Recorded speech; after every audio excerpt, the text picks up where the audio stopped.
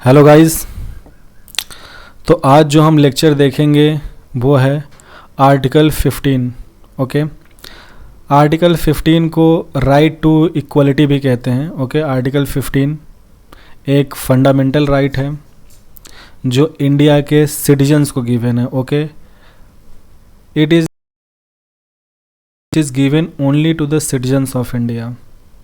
और अगर मैं राइट टू इक्वलिटी की बात करूं या राइट्स ऑफ इक्वलिटी की बात करूं, तो जो राइट्स ऑफ इक्वलिटी हैं वो आर्टिकल 14 है, 15 है, 16 है, 17 है और 18 है। ओके, और इन राइट्स ऑफ इक्वलिटी में आर्टिकल 14 को मैंने पहले ही पढ़ा दिया है। तो इस लेक्चर में मैं आर्टिकल 15 को आपको बहुत ही कॉम्प्रिहेंसिव तरीके से पढ़ाने वाला हूँ। ओके, और मैं फिर से रिपीट कर दूं, आर्टिकल 15 जो मैं यहाँ आपको पढ़ाऊँगा ये किसी बुक की लैंग्वेज नहीं है, ये हमारे इंडियन कॉन्स्टिट्यूशन की एग्जैक्ट लैंग्वेज है। Okay, first thing. And second thing कि आर्टिकल 15 को पढ़ाते वक्त, ओके, आर्टिकल 15 में इस वक्त टोटल 6 क्लॉज हैं। Clause 1, clause 2, clause 3, clause 4, clause 5, clause 6। Okay, और क्लॉज 4, 5, 6 को पढ़ाते वक्त कुछ अदर आर्टिकल्स का भी रेफरेंस उसमें आएगा या यूज होगा। वो आर्टिकल है article 29 clause 2, article 19 1G, article 30 clause 1। Okay, तो सबसे पहले आर्टिकल 15 को एक्सप्लेन करने से पहले मैं आपको आर्टिकल 29 क्लॉज 2, आर्टिकल 19 क्लॉज 1 सब क्लॉज G, आर्टिकल 30 क्लॉज 1 इन्हें मैं पढ़ाऊँगा।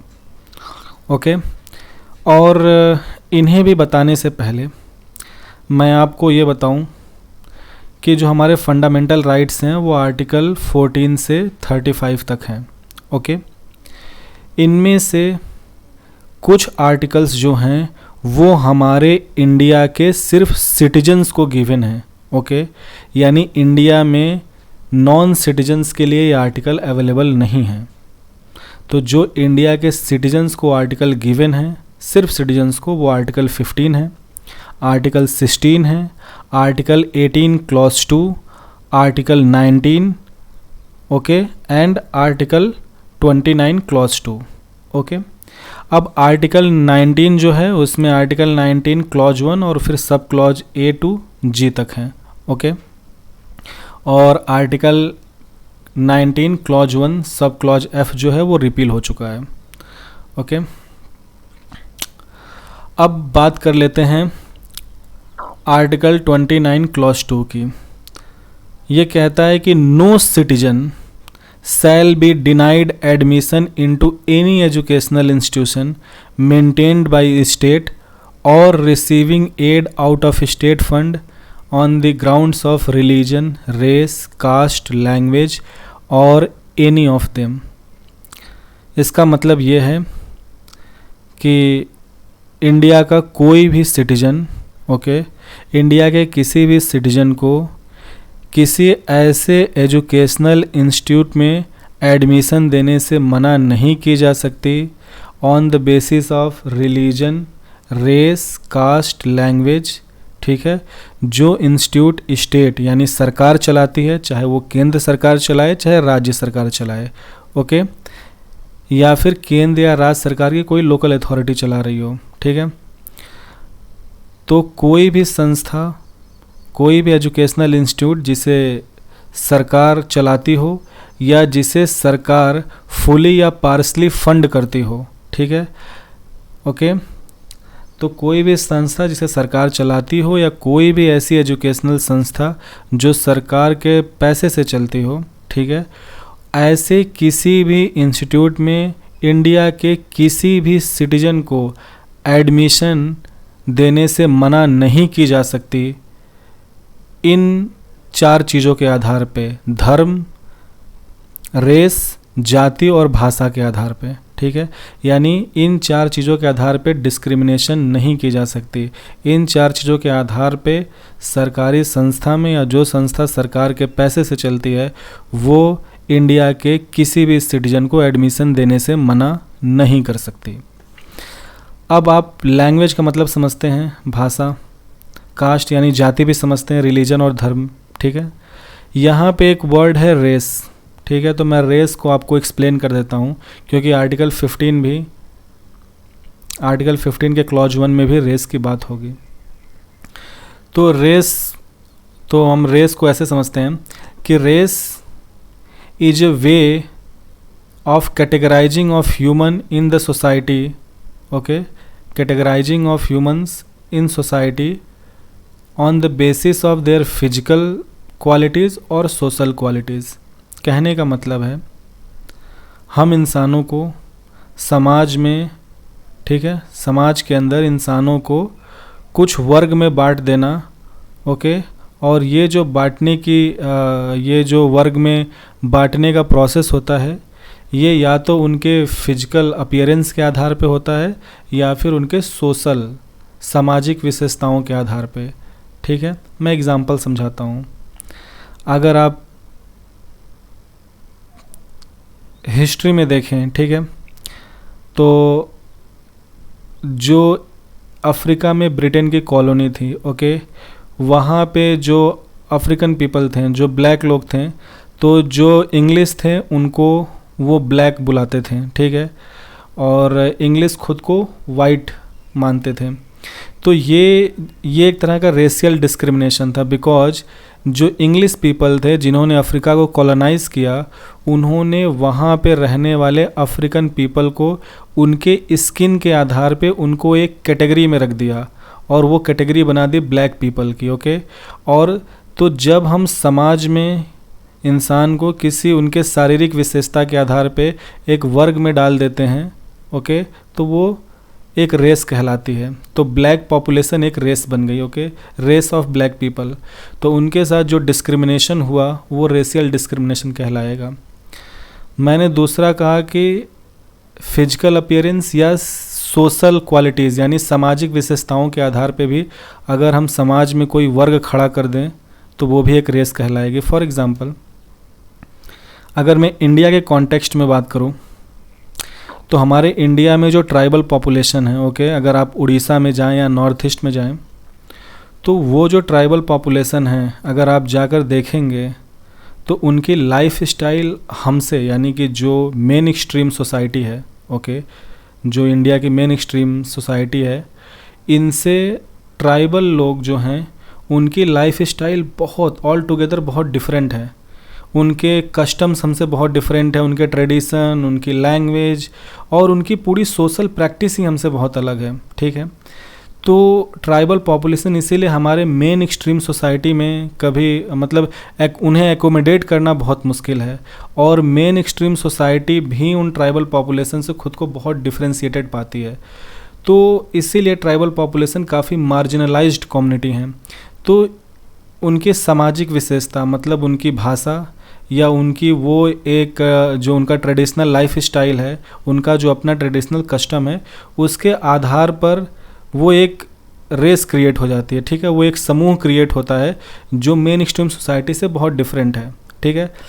अब अगर मेन एक्सट्रीम सोसाइटी उनसे डिस्क्रिमिनेशन करने लगे इस सामाजिक की मतलब कि उनकी चूँकि सामाजिक विशेषताएं, उनका भाषा, उनका कल्चर, उनकी लाइफ स्टाइल अलग है और उन चीज़ों को हम डिस्क्रिमिनेशन के भाव से देखें तो ये एक रेशियल डिस्क्रिमिनेशन कहलाएगा on the lines of social quality. मतलब हमने एक रेस एक समूह को हमने एक रेस में डाला उनके सोशल स्पेशलिटीज़ या क्वालिटीज़ की वजह से, और फिर अब हम उनसे उस आधार पर डिस्क्रिमिनेट करें, किसी भी फॉर्म का डिस्क्रिमिनेशन स्टार्ट करें उस समूह से, तो वो एक रेशियल डिस्क्रिमिनेशन होगी। यानी रेस समाज का वर्गीकरण होता है और इस वर्गीकरण का आधार जो बनाई जाती है वो वहाँ के लोगों की फिजिकल क्वालिटीज़, अपीयरेंस या उनके जो सोशल प्रैक्टिसेस हैं उसको आधार बना के। तो this is all about race, okay. तो मैंने आर्टिकल 29 क्लॉज 2 बता दिया आपको। अब आर्टिकल 19 क्लॉज 1 सब क्लॉज जी को समझते हैं, ठीक है।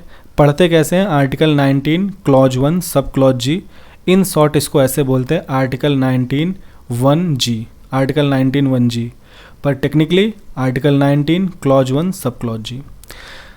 तो ये कहता है all the citizens of India shall have the right to practise any profession to carry on any occupation trade और बिजनेस, यानी भारत के हर सिटीजन के पास ये अधिकार है कि वो कोई भी प्रोफेशन कर सकता है, वो कोई भी ऑक्यूपेशन कर सकता है या किसी भी तरह का व्यापार और बिजनेस कर सकता है। लेकिन इसमें भी सर्टेन ग्राउंड्स ऑफ रिस्ट्रिक्शन है। जब मैं आपको आर्टिकल 19 पढ़ाऊँगा तो मैं ये डिटेल में पढ़ा दूँगा, ठीक है। मैं एग्जांपल दे देता हूँ। भारत के हर नागरिक के पास अधिकार है कि वो कोई भी प्रोफेशन, ऑक्यूपेशन या बिजनेस कर सकता है। तो आप ये कहेंगे ठीक है मैं डॉक्टर बनना चाहता हूँ, तो आपका अधिकार है डॉक्टर बनने का, लेकिन अगर आपको डॉक्टर बनना है तो आपको सर्टेन मेडिकल क्वालिफ़िकेशंस, यानी वो जो मेरिट है, जो एकेडमिक मेरिट है, वो आपको कंप्लीट करना पड़ेगा। ओके, कुछ ऐसे प्रोफेशन हैं जहां एकेडमिक मेरिट के अलावा आपके पास वो फिजिकल और मेडिकल एबिलिटीज़ भी होने चाहिए। जैसे आर्मी, अगर आप आर्मी या डिफेंस को ज्वाइन करना चाहें तो एकेडमिक मेरिट के अलावा आपकी फ़िजिकल फिटनेस, मेडिकल फिटनेस, वो सारी क्वालिफ़िकेशंस अगर क्लियर होती हैं then you can practise that profession. तो जो भी रीजनेबल ग्राउंड्स ऑफ रिस्ट्रिक्शंस हैं हम बाद में बात करेंगे। यहाँ पे बस मैं समझा रहा हूँ कि आर्टिकल 19(1) ये कहता है कि देश का हर नागरिक के पास ये अधिकार है कि वो अपने इच्छानुसार प्रोफेशन, ऑक्यूपेशन और बिजनेस कर सकता है। आर्टिकल 30 क्लॉज 1 माइनॉरिटीज़ के लिए गिवन है। ओके, पहले मैं लैंग्वेज पढ़ देता हूँ। All minorities whether based on religion or language shall have right to establish and administer educational institute of their choice। तो आर्टिकल 30 क्लॉज 1 जो है हमारे देश में माइनॉरिटीज़ को गिवन है। ये माइनॉरिटी धर्म या लैंग्वेज, ओके, धर्म या भाषा किसी के भी आधार पे हों, तो हमारे देश में जो भी रिलीजियस या लिंग्विस्टिक माइनॉरिटी हैं उनको ये अधिकार है कि वो अपने मन पसंद की कोई भी एजुकेशनल इंस्टीट्यूट बनाएं और उसे अपने चॉइस के हिसाब से गवर्न करें या एडमिनिस्टर करें। ओके, स्टेट उनके एडमिनिस्ट्रेशन में, उनके एजुकेशनल इंस्टीट्यूट के एडमिनिस्ट्रेशन या गवर्नेंस में स्टेट इंटरफेयर नहीं करेगा। ओके, अनटिल और अनलेस की मतलब थिंग्स आर राइट। ओके, अगर वो अपने एजुकेशनल इंस्टीट्यूट को, लाइक फॉर एग्जांपल जो रिलीजियस इंस्ट्रक्शन है, देखिए अगर कोई ऐसा इंस्टीट्यूट है कोई सरकारी इंस्टीट्यूट है या किसी इंस्टीट्यूट को गवर्नमेंट फंड करती है तो वहाँ पे रिलीजियस इंस्ट्रक्शंस नहीं दी जा सकती। अगर कोई प्राइवेट इंस्टीट्यूट है तो वहाँ पे रिलीजियस इंस्ट्रक्शन दी जा सकती हैं, पर वो मैंडेटरी नहीं होती हैं। पर अगर माइनॉरिटी इंस्टीट्यूट है तो वो अगर कोई रिलीजियस माइनॉरिटी इंस्टीट्यूट है तो वो रिलीजियस इंस्ट्रक्शन दे भी सकते हैं और उसे मैंडेटरी भी कर सकते हैं। ठीक है, सरकार वहाँ पे इंटरफेयर नहीं करेगा। मेरे कहने का मतलब ये था।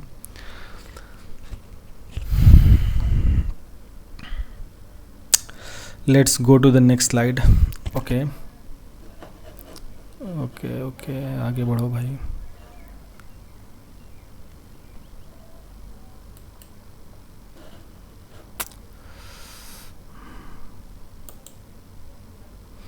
Okay, let's wait for then. Okay, तो हमारा यहाँ से शुरू होगा आर्टिकल 15। मेरा लैपटॉप थोड़ा स्लो है, सो ये थोड़ा स्लो प्रोसेस करता है। सो आर्टिकल 15 में मैंने कहा था कुल 6 क्लॉज हैं। Clause 1, clause 2, clause 3, clause 4, clause 5 और क्लॉज 6।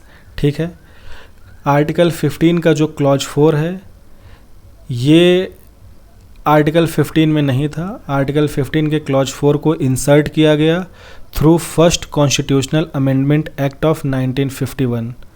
और आर्टिकल 15 का क्लॉज 4 जो है यही रिजर्वेशन प्रोवाइड करता है SC, ST और OBCs को। मैं पहले ब्रीफली बता रहा हूँ, फिर मैं डिटेल में एक्सप्लेन करूँगा। और आर्टिकल 15 का जो क्लॉज 5 है, यानी इसके नेक्स्ट स्लाइड में है, वो इंसर्ट किया गया था 93rd कॉन्स्टिट्यूशनल अमेंडमेंट एक्ट 2005 के तहत, जिसके तहत schedule caste, schedule tribe, okay, या अदर एजुकेशनली और सोशली बैकवर्ड क्लासेस जो हैं, ओके, उनको गवर्नमेंट इंस्टीट्यूट में या प्राइवेट इंस्टीट्यूट में एडमिशन्स को लेके रिजर्वेशन या स्पेशल प्रोविजंस की जो सुविधाएं हैं वो उस आर्टिकल में मेंशन्ड है, उस आर्टिकल से दी जाती हैं। और आर्टिकल 15 क्लॉज 6 जो है वो 103 यानी 103 ओके 103 कॉन्स्टिट्यूशनल अमेंडमेंट एक्ट 2019 से इंसर्ट किया गया। और आर्टिकल 15 क्लॉज 6 की वजह से ही EWS यानी इकोनॉमिकली वीकर सेक्शंस को ये 10% की रिजर्वेशन मिली। ठीक है, ये तो ब्रीफ हिस्ट्री हो गई। अब इसको कॉम्प्रिहेंसिवली डील करते हैं। अच्छा, आर्टिकल, एक बात और, आर्टिकल 15 का जो क्लॉज 1 और क्लॉज 2 है ये डिस्क्रिमिनेशन को स्ट्रिक्टली प्रोहिबिट करता है। ठीक है, और मैं बोल दूं कि आर्टिकल 15 इंडिया के सिटीजन्स को, all citizens of India are provided article 15।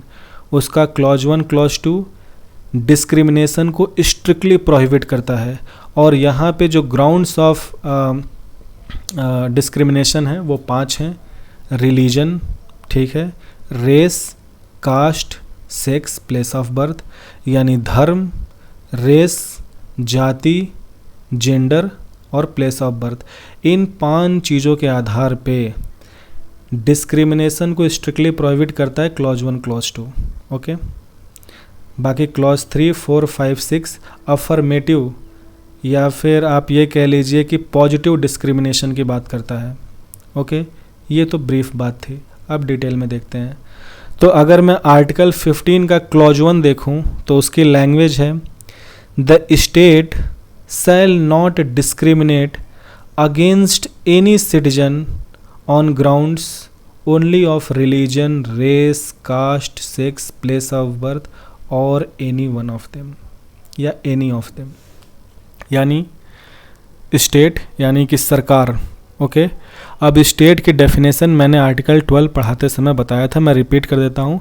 State का मतलब है केंद्र सरकार या पार्लियामेंट, राज्य सरकार या स्टेट लेजिस्लेचर या गवर्नमेंट की कोई लोकल अथॉरिटी। ठीक है, यानी ये सारी बॉडीज़। तो state shall not discriminate against any citizen.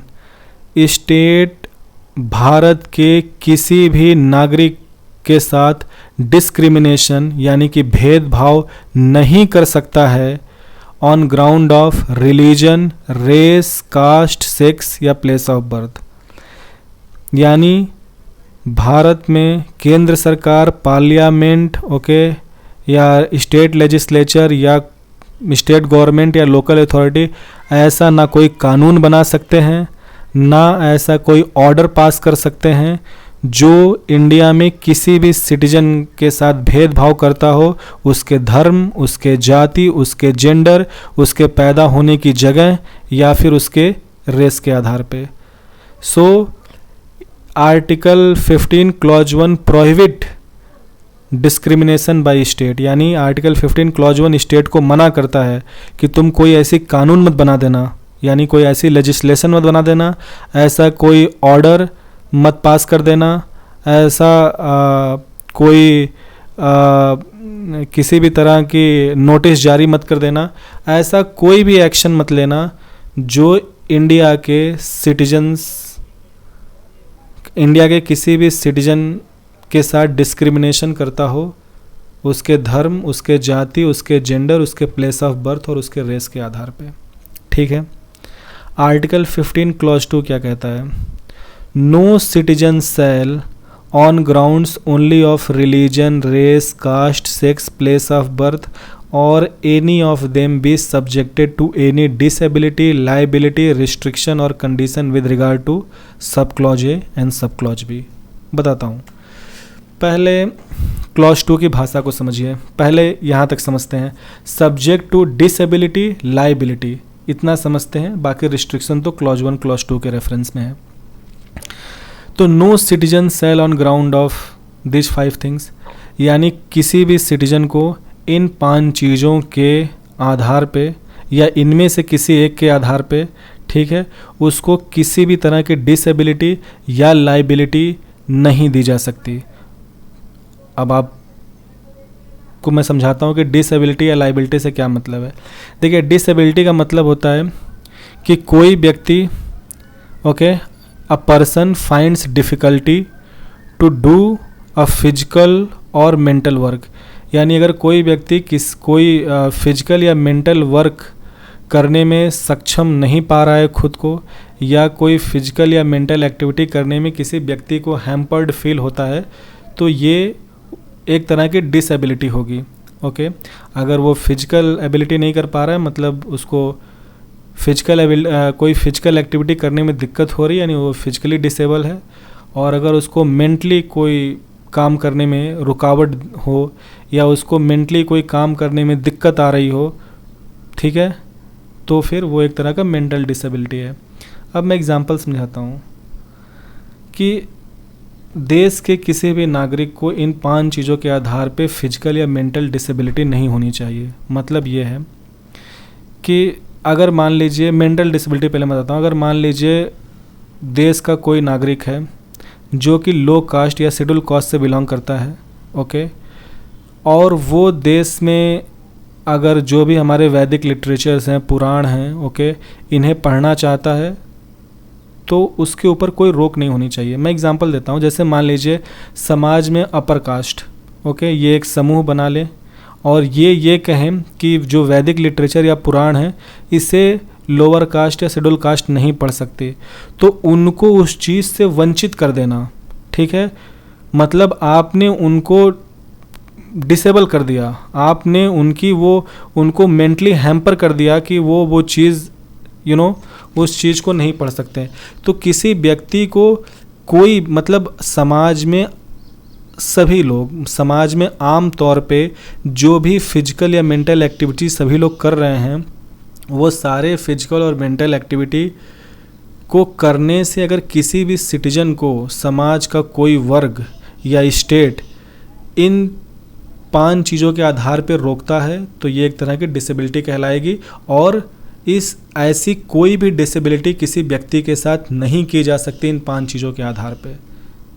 Liability मतलब किसी भी नागरिक को, ओके, इन 5 चीज़ों में से किसी भी चीज़ के आधार पे उसे कोई रिस्पॉन्सिबिलिटी उसके ऊपर थोपी नहीं जा सकती। यानी कि आप ये नहीं कह सकते हैं कि जो सीवर है, ओके, या जो नाला है उसकी सफाई शूद्र या फिर लो कास्ट पीपल या शेड्यूल कास्ट करेगी। No, there is no such specific कोई भी आप लाइबिलिटी या रिस्पॉन्सिबिलिटी इन 5 चीज़ों के आधार पे किसी नागरिक के ऊपर नहीं थोप सकते, ओके। और restriction with regard to use of clause 1 में, सब क्लॉज ए में वो कहते हैं ये प्राइवेट प्लेसेस हैं। मतलब देश के किसी भी नागरिक को इन 5 चीज़ों के आधार पे उसकी एक्सेस को नहीं रोकी जा सकती। एक्सेस टू शॉप मतलब चाहे वो ग्रोसरी शॉप हो, चाहे वो फूड आइटम्स, हाँ, ग्रोसरी हो, क्लोथिंग हो, फुटवेयर हो, या हेयर ड्रेसिंग शॉप हो, हर तरह के shop includes every shop in the market, ठीक है। उसके पब्लिक रेस्टोरेंट की एंट्री नहीं रोकी जा सकती इन 5 चीज़ों के आधार पे। उसको होटल्स में एंट्री डिनाई नहीं की जा सकती, उसको रिस्ट्रिक्ट नहीं की जा सकती ऑन दीज 5 ग्राउंड्स। और कोई भी public place of entertainment, cinema या थिएटर है, उसको वहाँ पे नहीं रोका जा सकता। यानी कि इनमें से कोई शॉप हो, पब्लिक रेस्टोरेंट हो, होटल हो, पब्लिक प्लेस मतलब कोई पब्लिक एंटरटेनमेंट के प्लेस हो, ऐसी कोई जगह वहाँ का ओनर या ग्रुप किसी भी नागरिक को उसके धर्म, उसके जाति, उसके जेंडर, उसके पैदा होने की जगह, उसके रेस के आधार पे उसकी एंट्री या उसको यूटिलाइज करने से, उसकी यूटिलिटी करने से नहीं रोक सकता, ओके। आर्टिकल 15 क्लॉज 2 इस बात को बार्ड करती है। So access of these things can not be denied for any citizen on the basis of these 5 grounds. Article 2 का जो सब क्लॉज बी है वो ये कहता है, अच्छा, आर्टिकल 15 के क्लॉज 2 का जो सब क्लॉज बी है वो ये कहता है कि किसी भी नागरिक को इन 5 चीज़ों के आधार पर कुआं इस्तेमाल करने से नहीं रोका जा सकता। टैंक्स मतलब जो वाटर टैंक्स हैं उनसे पानी पीने से नहीं रोका जा सकता। बाथिंग घाट्स, नदियों में नहाने से नहीं रोका जा सकता। सड़कों को इस्तेमाल करने से नहीं रोका जा सकता। पब्लिक रिसॉर्ट्स में घूमने से नहीं रोका जा सकता, ठीक है। और वो सारे जगह जिसे स्टेट फुली ओन करती है या पार्सली फंड करती है, ठीक है। मतलब वो सारे जगह जो सरकार के पैसे से बने हों, सरकार ने उसको फुली फंड किया हो, सरकार ने बनवाया हो, या सरकार के पार्सली फंडिंग की वजह से अगर ऐसा कोई वेल, टैंक, बाथिंग घाट, रोड, पब्लिक रिसोर्ट है तो वहाँ पे उसको यूज करने से उसकी एंट्री किसी भी सिटीजन की नहीं रोकी जा सकती इन 5 ग्राउंड्स पे। या कोई भी अगर सरकार ने जनरल पब्लिक के लिए या पार्क या कोई भी जनरल पब्लिक के लिए अगर कोई एमिनिटी बनाई है तो उसकी यूटिलिटी नहीं रोकी जा सकती। ओके, आर्टिकल 15 क्लॉज 3 देखिए क्या कहता है। Nothing in this article shall prevent the state from making any special provision for women and children. अब आर्टिकल 15 का जो क्लॉज 3 है ये अपने आप में डिस्क्रिमिनेटरी है। ये कह रहा है कि आर्टिकल 15 में ऐसा कुछ भी नहीं है, यानी कि उसका clause 1 clause 2। Okay, nothing in this article का मतलब है आर्टिकल 15 के क्लॉज 1 और क्लॉज 2 की बात हो रही है। यानी आर्टिकल 15 में ऐसा कुछ नहीं है जो स्टेट को रोक सके विमेन के लिए और चिल्ड्रन के लिए स्पेशल सुविधाएं, स्पेशल प्रोविजंस या उनको स्पेशली ट्रीट करने से। ओके, तो अगर सरकार ऐसे कानून बनाती है जो महिलाओं के लिए विशेष तरह की सुविधा प्रोवाइड करती है जो मेल्स या पुरुषों के लिए अवेलेबल नहीं है, तो ये एक तरह का डिस्क्रिमिनेशन हुआ on the basis of gender. लेकिन इस डिस्क्रिमिनेशन को आर्टिकल 15 के क्लॉज 1 क्लॉज 2 का वायलेशन नहीं माना जाता है। ये डिस्क्रिमिनेशन है, पर इसे एक अफर्मेटिव डिस्क्रिमिनेशन या पॉजिटिव डिस्क्रिमिनेशन माना जाता है, बिकॉज थ्रू दिस अफर्मेटिव या positive discrimination government intend to improve the socio economic condition of women in the society. Okay, महिलाओं के सामाजिक और आर्थिक विकास के लिए रीजनेबल या अफर्मेटिव डिस्क्रिमिनेशन की ज़रूरत है। तो आर्टिकल 15 क्लॉज 3 ये कहता है कि सरकार को, अगर सरकार औरतों और बच्चों के लिए ख़ास तरह के कानून या सुविधा बनाना चाहे तो आर्टिकल 15 की कोई भी बात उसे नहीं रोक सकती। और आर्टिकल 15 के क्लॉज 3 के तहत ही विमेन को स्टेट और सेंट्रल गवर्नमेंट की जॉब्स में रिजर्वेशन मिलता है। आपके मेट्रो में उनके लिए रिजर्वेशन है, उनके लिए सीट्स रिज़र्व होती हैं। इनफैक्ट जो फर्स्ट कंपार्टमेंट होती है वो रिज़र्व होती है। अगर आप बहुत सारे स्टेट्स में जो बस ट्रांसपोर्ट या पब्लिक ट्रांसपोर्ट है वहाँ स्पेसिफिकली ट्रांसपोर्ट के अंदर सीट्स रिज़र्व होते हैं विमेन के लिए। तो ये सब आर्टिकल 15 के क्लॉज 3 के तहत आता है। ओके, टू इम्प्रूव और to for women empowerment. Okay, अब आर्टिकल 15 का जो क्लॉज 4 है ये लाया गया था फर्स्ट कॉन्स्टिट्यूशनल अमेंडमेंट एक्ट 1951 के तहत, और आर्टिकल 15 का क्लॉज 4 ही रिजर्वेशन पॉलिसी को जन्म देगा। तो इसकी लैंग्वेज पढ़ते हैं। नथिंग इन दिस आर्टिकल और in clause 2 of article 29 shall prevent the state from making any special provision for advancement of any socially and educationally backward class of citizens or for the scheduled caste and scheduled tribes। मतलब article 15 clause 4 ये कह रहा है कि nothing in article 15 यानी article 15 का clause 1 और clause 2 या आर्टिकल 29 का जो क्लॉज 2 है ये सरकार को नहीं रोक सकती। ठीक है, ऐसी कोई कानून या स्पेशल प्रोविज़न बनाने से जो शेड्यूल कास्ट, शेड्यूल ट्राइब या समाज में जो सोशली और एजुकेशनली बैकवर्ड क्लासेस हैं, यानी समाज के सोशली और educationally backward class, schedule caste, schedule tribe के लिए अगर सरकार कुछ विशेष तरह के कानून या सुविधाएं बनाना चाहती है तो उसके लिए आर्टिकल 15 का क्लॉज 1 और क्लॉज 2 और आर्टिकल 29 का क्लॉज 2 सरकार को नहीं रोक सकता। ओके, सो आर्टिकल 15 क्लॉज 4 का ही इस्तेमाल करके रिजर्वेशन लाया गया, बिकॉज रिजर्वेशन जो था, रिजर्वेशन पॉलिसी जो थी वो कास्ट के आधार पे दी गई। ओके, कि schedule caste and schedule tribe will be entitled for reservation. Okay, in public employment okay, admission, okay, admission in government institute, in public employment. तो जो रिजर्वेशन दी गई वो एक तरह से जाति के आधार पे था। ओके, तो ये वायलेशन था आर्टिकल 15 क्लॉज 1 का। तो आर्टिकल 15 क्लॉज 1 के वायलेशन को ख़त्म करने के लिए फर्स्ट कॉन्स्टिट्यूशनल अमेंडमेंट एक्ट 1951 ने आर्टिकल 15 क्लॉज 4 को इंसर्ट किया। ओके, और इस आर्टिकल के तहत सरकार, government is empowered to make special provisions for schedule caste, schedule tribe and other educationally and socially backward class. अब इस आर्टिकल के लिए, इस आर्टिकल के रेफरेंस में मैं कुछ और आपको इंफॉर्मेशन देता हूँ। देखिए, इस रिजर्वेशन को इस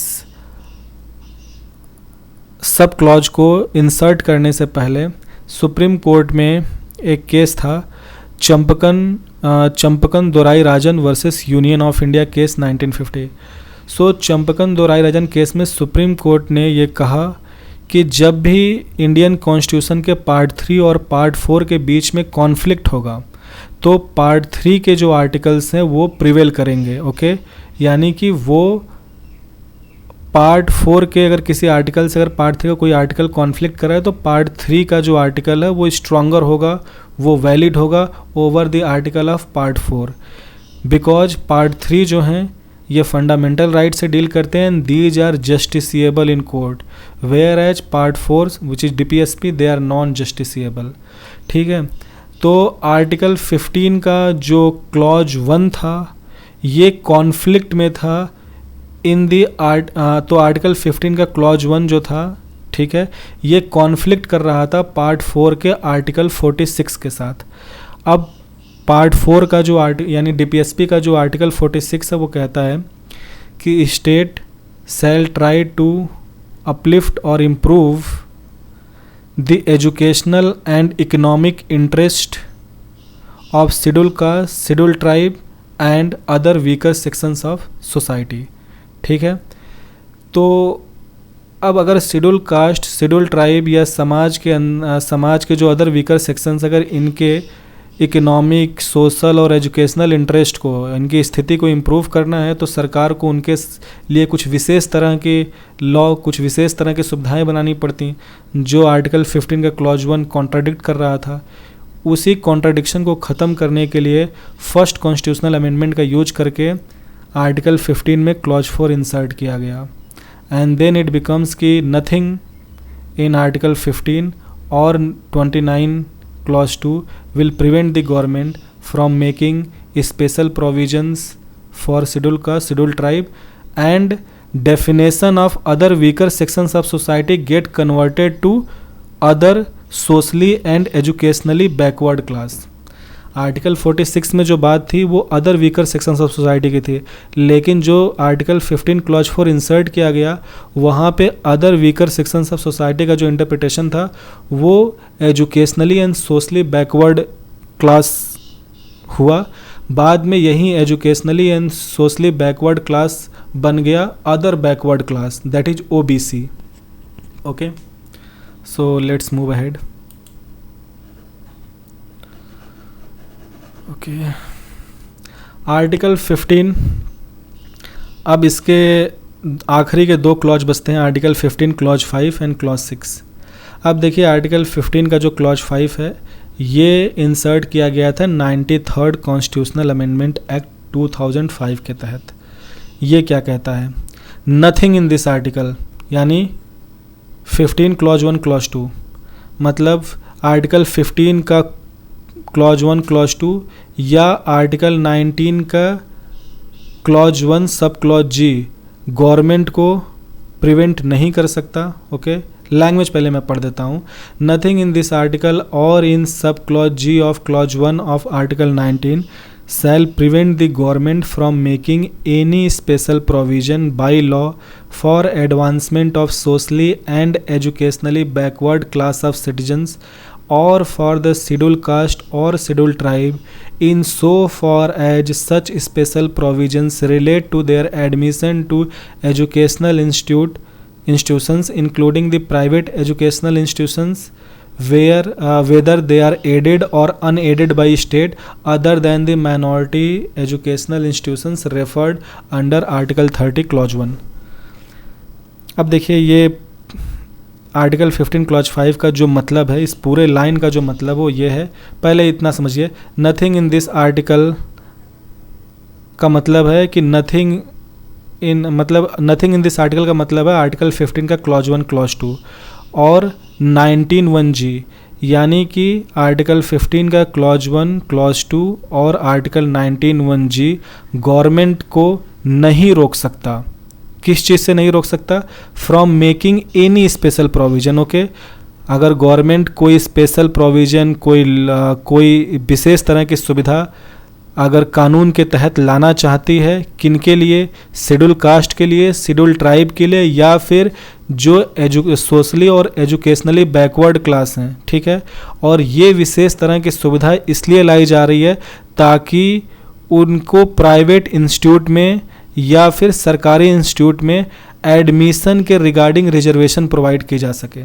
ओके, यानी सरकार अगर शेड्यूल कास्ट, शेड्यूल ट्राइब और देखिए मैंने सोशली और एजुकेशनली बैकवर्ड क्लास ही बाद में ओबीसी बन गया था, तो इसलिए मैं इसको ऐसे लेता हूँ कि सरकार अगर शेड्यूल कास्ट, शेड्यूल ट्राइब या ओबीसी के लिए कुछ स्पेशल प्रोविज़न बनाना चाहती है related to admission into private institute, ठीक है, जिसको सरकार फंड देती है, या फिर ऐसा कोई संस्था जिसको सरकार बिल्कुल फंड नहीं देती है, ठीक है, यानी कोई इंस्टीट्यूट जिसे सरकार फंड देती है, कोई फुली प्राइवेट इंस्टीट्यूट हो, वहाँ पे शेड्यूल कास्ट, शेड्यूल ट्राइब या ओबीसी के एडमिशन के लिए ख़ास तरह की, विशेष तरह की अगर लॉ बनाई जाए या उन्हें विशेष तरह की सुविधा दी जाए एडमिशन में, यानी एडमिशन में उनको रिजर्वेशन दी जाए कि इस इंस्टीट्यूट में इतना %, मान लीजिए कोई प्राइवेट या सरकारी इंस्टीट्यूट है,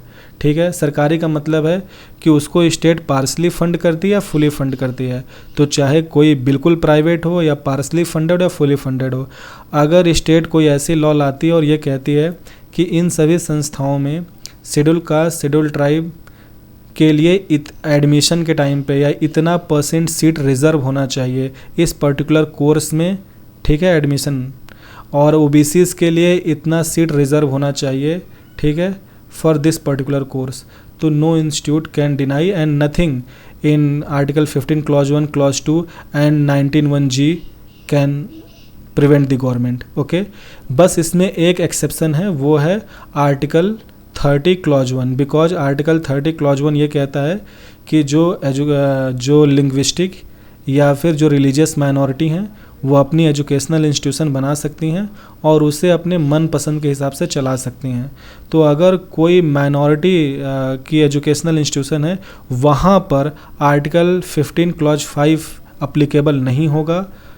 ओके, बिकॉज जो रिलीजियस या लिंग्विस्टिक माइनॉरिटी हैं उनको अपनी इंस्टीट्यूट को एडमिनिस्टर करने का पूरा फ्रीडम है, सो वहाँ पे आर्टिकल 15 का क्लॉज 5 अप्लीकेबल नहीं होगा। अदरवाइज़ आर्टिकल 15 क्लॉज 5 को आर्टिकल 15 के क्लॉज 1 क्लॉज 2 और 19(1)(g नहीं रोक सकते हैं। ओके, और गवर्नमेंट ऐसी कानून ला सकती है जो शेड्यूल कास्ट, शेड्यूल ट्राइब और ओबीसी को प्राइवेट या पार्शियल फंडेड या फुली फंडेड इंस्टीट्यूट्स में एडमिशन के रिगार्डिंग रिजर्वेशन प्रोवाइड करता हो।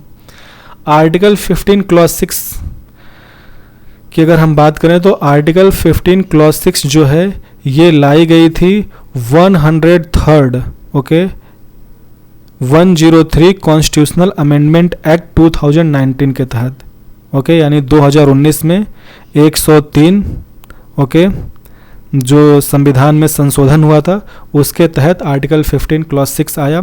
ओके, अब आर्टिकल 15 क्लॉज 6 जो है ये EWS यानी इकोनॉमिकली वीकर सेक्शंस को 10% की रिजर्वेशन प्रोवाइड करती है in matters of public employment and with matters of admission to government institutes. Okay, अब पहले इसकी लैंग्वेज को पढ़ते हैं।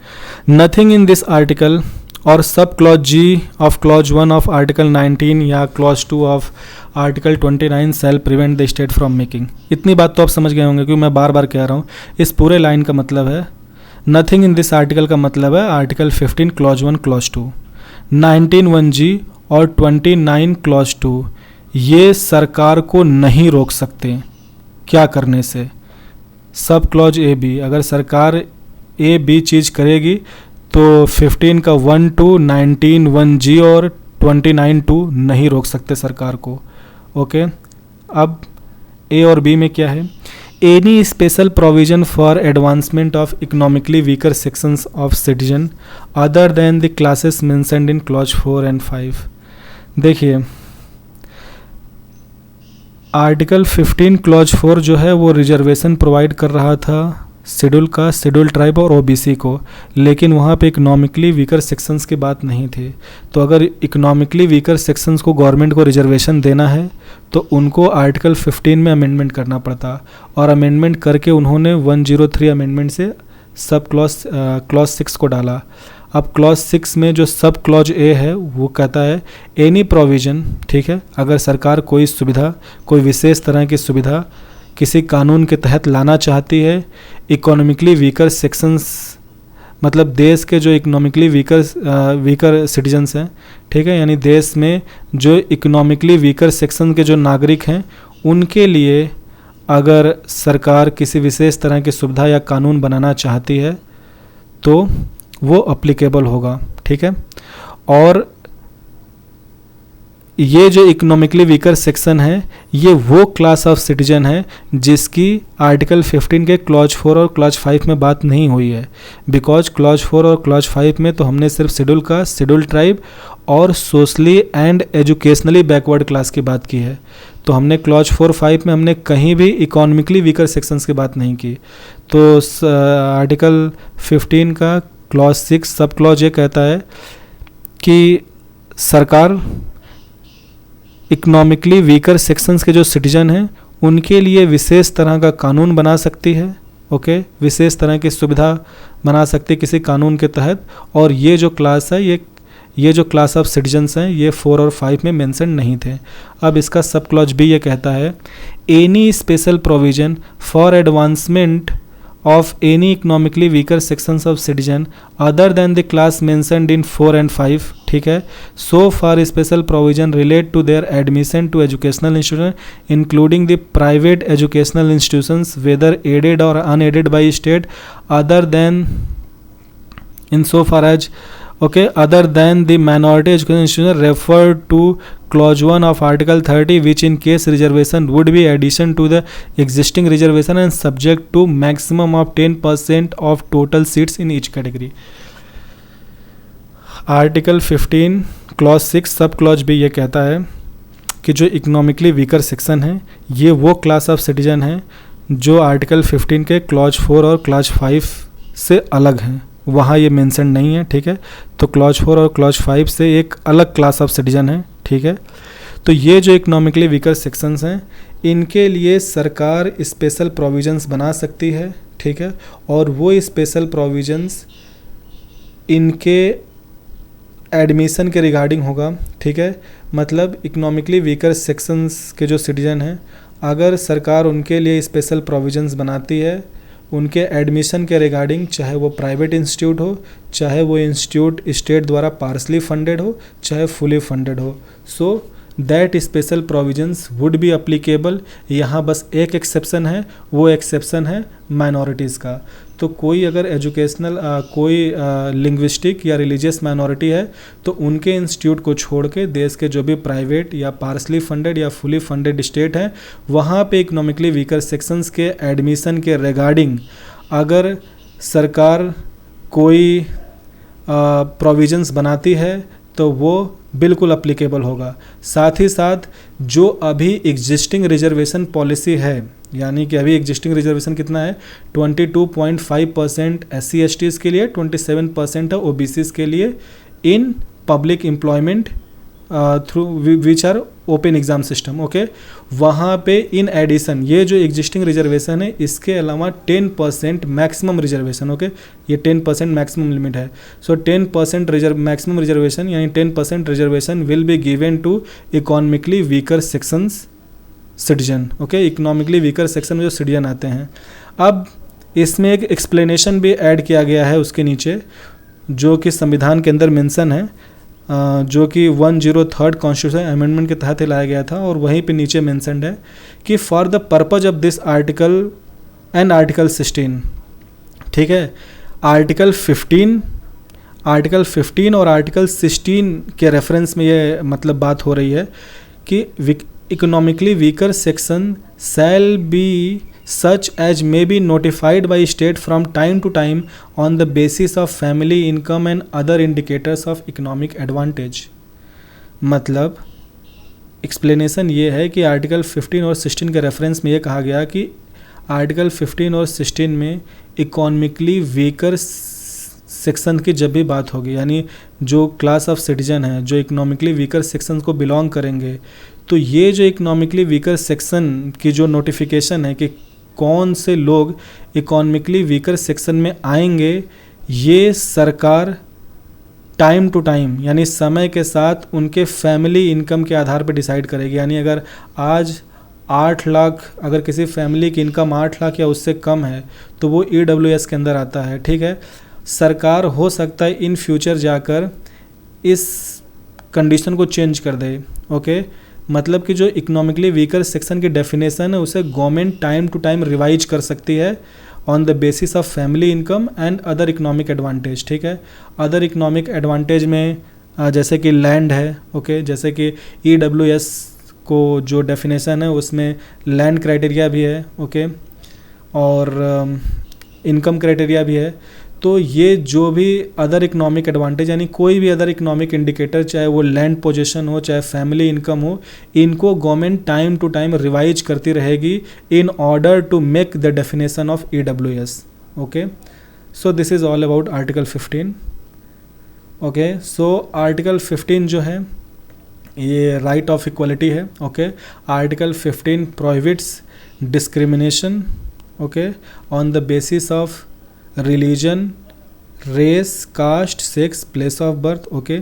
यानी कि भारत के किसी भी नागरिक के साथ भारत की सरकार या पार्लियामेंट या स्टेट लेजिस्लेचर किसी भी तरह का भेदभाव नहीं कर सकती, भेदभाव भरा कानून नहीं बना सकती इन 5 चीज़ों के आधार पे। और जो भेद भरे कानून बने हैं लाइक आर्टिकल 15 क्लॉज 3, वो एक पॉजिटिव या अफर्मेटिव डिस्क्रिमिनेशन है for women empowerment. Article 15 clause 4 जो लाया गया वो फर्स्ट कॉन्स्टिट्यूशनल अमेंडमेंट एक्ट 1951 के तहत लाया गया, और उसे लाने की जो स्पिरिट थी वो ड्रॉ की गई थी DPSP के आर्टिकल 46 से, जहाँ पे ओरिजिनल कॉन्स्टिट्यूशन में क्लियरली मेंशन था कि state shall try to improve the educational and economic interest of scheduled caste, scheduled tribe and other weaker sections of society। तो उस फाउंडिंग फादर के उस ऑब्जेक्टिव या उस ड्रीम को फुलफिल करने के लिए पहला अमेंडमेंट लाकर ये क्लॉज 4 डाला गया, जिसके तहत SC STs के लिए रिजर्वेशन दी गई, और जो सोशली और एजुकेशनली बैकवर्ड क्लास थे उसकी जो डेफिनेशन मानी गई वो OBC मानी गई, और उसके तहत SC ST OBC को रिजर्वेशन मिला। फिर आर्टिकल 15 का clause 5 93rd constitutional amendment act 2005 से लाया गया, जिसके तहत जो प्राइवेट इंस्टीट्यूट हैं या पार्सली या फुली फंडेड इंस्टीट्यूट है वहाँ एडमिशन को लेकर रिजर्वेशन या स्पेशल प्रोविजंस प्रोवाइड किए गए। इसमें जो एक्सेप्शन है वो आर्टिकल 30 क्लॉज 1 है, जो कि माइनॉरिटीज़ का अपना इंस्टीट्यूट है, एंड दीज माइनॉरिटीज़ आर इधर द रिलीजियस और लिंग्विस्टिक माइनॉरिटी, ओके। और जो आर्टिकल 6 है वो 103 यानी 103rd कॉन्स्टिट्यूशन अमेंडमेंट एक्ट 2019 के तहत लाया गया। ये वो क्लास, इसमें एक नई क्लास ऑफ सिटीजन की डेफिनेशन दी गई, and that class of citizen is economically weaker sections, और this economically weaker section is a new class of citizen which is not mentioned in clause 4 and clause 5 of article 15।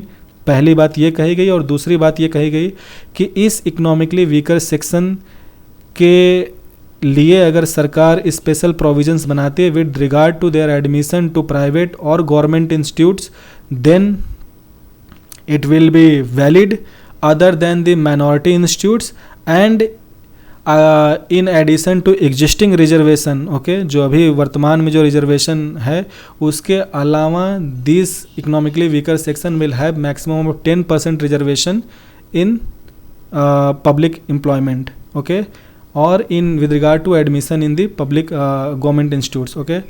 और explanation इसमें एक add किया गया, explanation add किया गया कि ये जो इकोनॉमिकली वीकर सेक्शन है डिसाइड कैसे होगा। तो जो इकोनॉमिकली वीकर सेक्शन की डेफिनेशन है वो या तो फैमिली इनकम के बेस पे या जो अदर इकोनॉमिक इंडिकेटर्स होते हैं लाइक लैंड पोजीशन, ओके, और लाइक जो भी फ्यूचर में गवर्नमेंट को इकोनॉमिक इंडिकेटर्स यूजफुल लगेंगे तो फैमिली इनकम और लैंड पोजीशन के आधार पे EWS की definition government time to time revise करती रहेगी और ये EWS की डेफिनेशन एप्लीकेबल होगा आर्टिकल 15 और 16 के लिए। सो this is all about article 15। Thank you so much.